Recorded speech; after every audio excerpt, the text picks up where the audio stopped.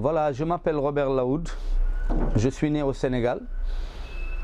Mon père aussi est né au Sénégal. Nous sommes d'origine franco-libanaise, mais nous sommes des Sénégalais. Je suis de la 3e génération de la famille Laoud au Sénégal. J'ai évolué particulièrement dans la musique sous toutes ses formes. J'ai joué aussi avec des grands groupes de la place. J'ai rajouté une autre corde à mon arc, qui est la réparation de matériel, fabrication, lutherie et autres. Donc j'ai fait des recherches par rapport à ça, donc sur la musique du Sud, du Nord, du Sine Saloum et tout. Donc finalement, je me suis un peu spécialisé là-dedans.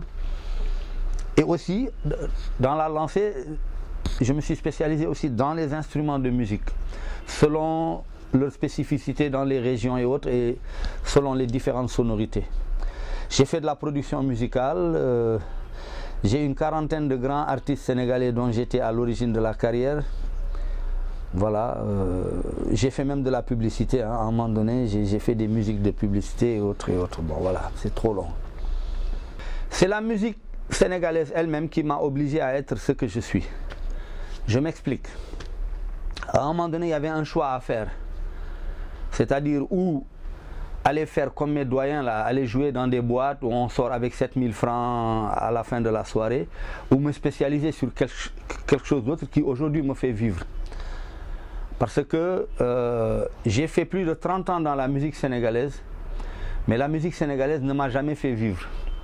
Je peux dire même, sans trop de prétention, que c'est moi qui l'a fait vivre. Parce que j'ai créé tellement d'artistes qui sont de renommée internationale et que jusqu'à présent, je n'ai rien eu en retour, même pas les droits d'auteur. Si je vous dis moi combien je touche en droits d'auteur, c'est quelque chose qui est tellement honteux que je ne veux pas en parler. Donc voilà, donc j'étais obligé d'aller faire autre chose. J'ai fait une formation électronique et aujourd'hui c'est en allant dépanner du matériel médical qui n'a rien à voir avec la musique que j'ai fait vivre mes enfants. Je m'étais spécialisé dans la vente de matériel d'occasion, deuxième main et tout. Mais avec l'avènement des produits asiatiques, les prix sont devenus tellement bas. Donc aujourd'hui j'ai fait beaucoup plus de la réparation que de la vente de matériel. Donc c'est la musique qui m'a forcé à devenir ce que je suis. Parce que ne me faisant pas vivre, et moi étant passionné de ça, je suis obligé d'aller chercher d'autres domaines pour pouvoir justement survivre. Et donc c'est pour ça qu'on ne me voit pas souvent dans certaines boîtes ici à brailler toute la nuit pour des sommes dérisoires. Voilà. Si vous voyez l'environnement médiatique sénégalais, ça veut dire les télévisions, les radios et tout, vous avez une très mauvaise idée de la culture sénégalaise en elle-même. Ça veut dire aujourd'hui, si vous regardez une télévision sénégalaise, je ne vais pas citer de nom, mais vous avez tendance à croire que c'est ça la culture sénégalaise, alors qu'il y a tellement de grands artistes qui sont dans le Sine Saloum, dans la Casamance, dans le Fouta, des grands artistes. Beaucoup d'entre eux même sont morts dans l'anonymat le plus total, alors que c'est ça les valeurs même de la culture sénégalaise. Donc quelque part, c'est pour réparer un peu cette injustice-là.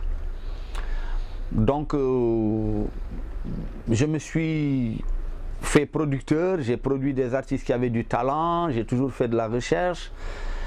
Je me suis spécialisé dans la réparation du matériel de musique. Je suis en train de créer des instruments de musique qui sont des clones d'instruments africains et d'instruments modernes.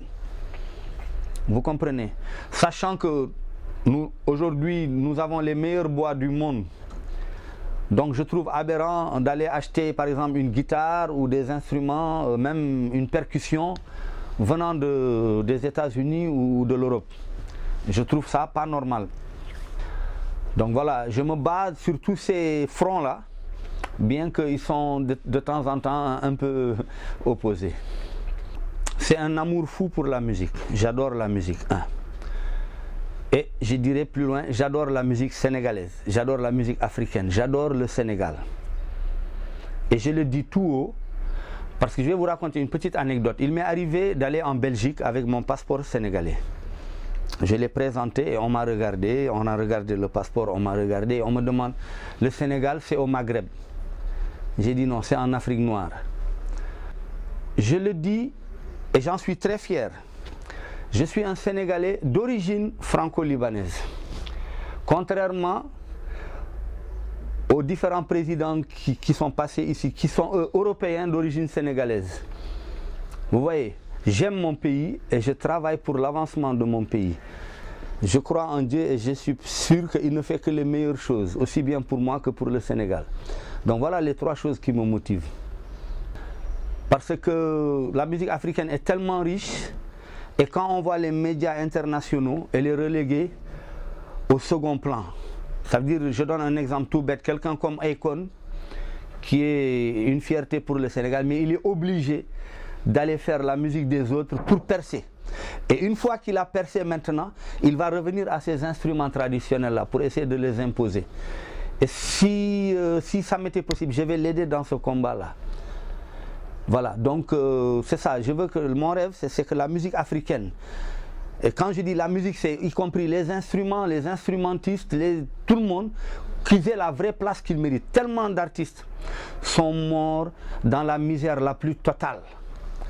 Aujourd'hui, ma pensée va vers quelqu'un qui s'appelait Pacheco, qui s'appelait Saliou Djei, Pacheco, qui chantait l'an 2000 et qui n'a même pas vécu jusqu'à l'an 2000. Vous voyez, ces chansons-là ont disparu. Vous comprenez? Ne serait-ce que en sa mémoire, on devrait numériser ces chansons et les mettre sur le net pour que ça prenne une deuxième vie. Vous comprenez? Je suis en train de monter une salle de spectacle dans laquelle j'aimerais bien que tous les artistes du Sine, du Saloum, de la Casamance, les Mankagnes, les Balantes, les Baynou, tout ça viennent se produire, que les vrais mélomanes sénégalais découvrent les véritables artistes sénégalais. C'est ça mon vrai rêve. L'autre rêve aussi, c'est de monter une unité de fabrication d'instruments de musique. Mais quand je dis unité, aujourd'hui nous fabriquons à la main. Donc une guitare peut nous prendre 2 à 3 mois. Si on avait des machines, et ça ne coûte pas grand chose les machines, on pourrait faire de la production et on aurait quand même des guitares meilleures que celles qui viennent aussi bien de la Chine que des États-Unis que de l'Europe. Voilà mes 2 grands rêves.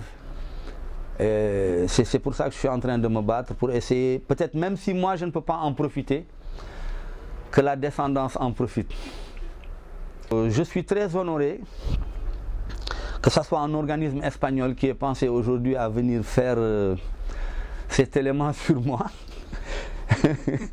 Je vais prendre juste l'exemple du groupe de Gypsy King qui a été reçu par la reine d'Angleterre et par Bill Clinton et qui n'a jamais été reçu par le maire de Arles d'où ils sont originaires. Voilà, donc c'est pour dire que nul n'est prophète chez soi, mais en tout cas je suis très honoré de l'invitation que vous m'avez faite.